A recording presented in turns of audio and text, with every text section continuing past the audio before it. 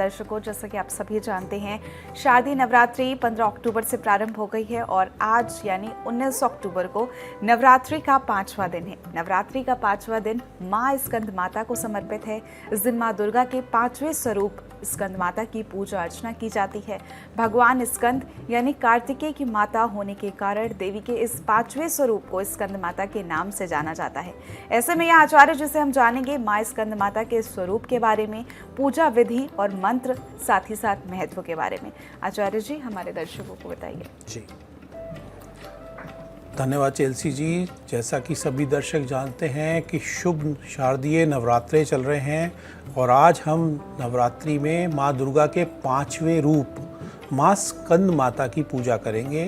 नवरात्रि के 5वें दिन इनकी पूजा की जाती है। माँ से आशीर्वाद लेने के लिए आपको क्या करना है? पुराणों के अनुसार माँ स्कंद माता कमल पर विराजमान रहती हैं, इसलिए उन्हें पद्मसना भी कहा जाता है। माँ स्कंद माता के गोद में 6 मुख वाले स्कंद कुमार विराजमान रहते हैं। माँ स्कंद माता की पूजा करने से संतान सुख की प्राप्ति होती है।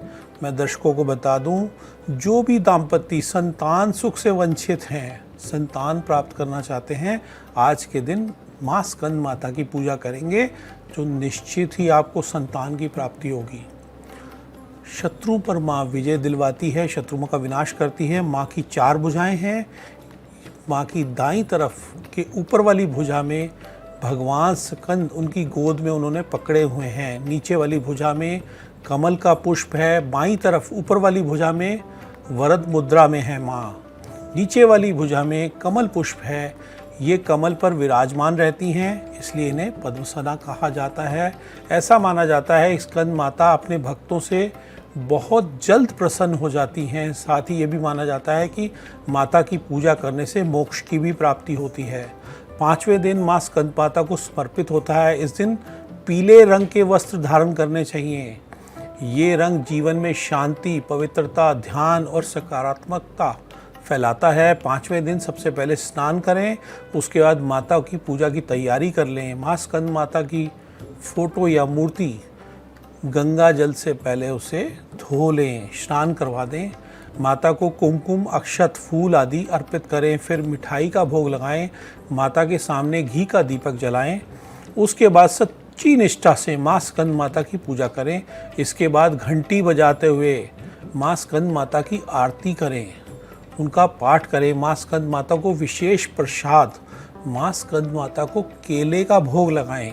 इसके बाद इस प्रसाद को खुद ग्रहण करें, दूसरों में बांटें और इस प्रसाद को ग्रहण करने से संतान और स्वास्थ्य दोनों जो बाधाएं आपको आ रही हैं वो दूर होंगी। शास्त्रों में माँ स्कंद माता की महिमा बताई गई है कि इनकी उपासना से भक्त की सभी इच्छाएं पूरी हो जाती हैं। सूर्यमंडल की अष्टास्त्री देवी होने के कारण इनका उपासक अलौकिक तेज और कांति में हो जाता है। इसलिए मन को एकाग्र और पवित्र रखकर इस देवी की आराधना करने वाले भक्त को भव सागर पार करने में भी कठिनाई नहीं आती है। बिल्कुल आचार्य जी, बहुत बहुत शुक्रिया तमाम सारी जानकारी के लिए। दर्शकों, यहाँ पर हमने जाना कि कैसे आपको माँ स्कंद माता की पूजा करनी है, पूजा विधि आचार्य जी ने बताई है, साथ ही साथ महत्व भी बताया है और पूजा करने का जो सही तरीका है वो भी आचार्य जी ने बताया है।